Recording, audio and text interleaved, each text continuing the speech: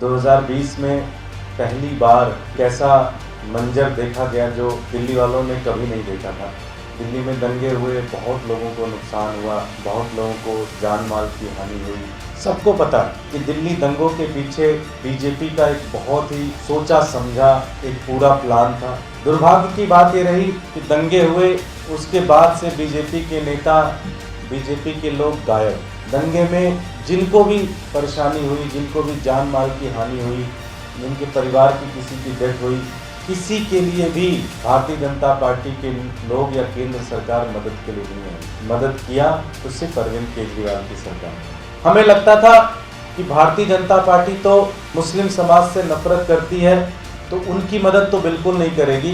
हो सकता है हिंदू समाज की तो कम से कम मदद करे।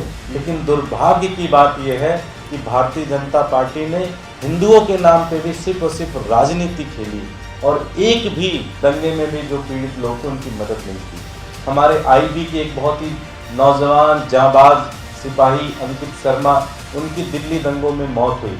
अंकित शर्मा के परिवार की मदद, एक भी मदद भारतीय जनता पार्टी के नेताओं ने नहीं की। उनके साथ भी अगर कोई खड़ा रहा तो अरविंद केजरीवाल और उनकी सरकार खड़ी रही।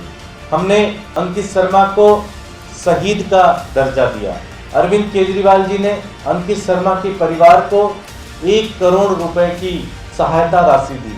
हम अंकित भाई को वापस नहीं ला सकते थे, लेकिन अरविंद केजरीवाल जी ने बड़े भाई की भूमिका निभाई।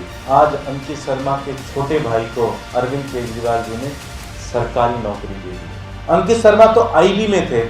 आईबी तो सेंट्रल गवर्नमेंट की थी। सेंट्रल गवर्नमेंट में तो भारतीय जनता पार्टी है। कायदे से तो नौकरी तो सेंट्रल गवर्नमेंट को देनी चाहिए थी, लेकिन सेंट्रल गवर्नमेंट नौकरी तो छोड़ो, उनका परिवार मुझे बताते हैं कि आईबी के दफ्तर के सामने खड़ा रहता था, कोई उनको पूछता भी नहीं था।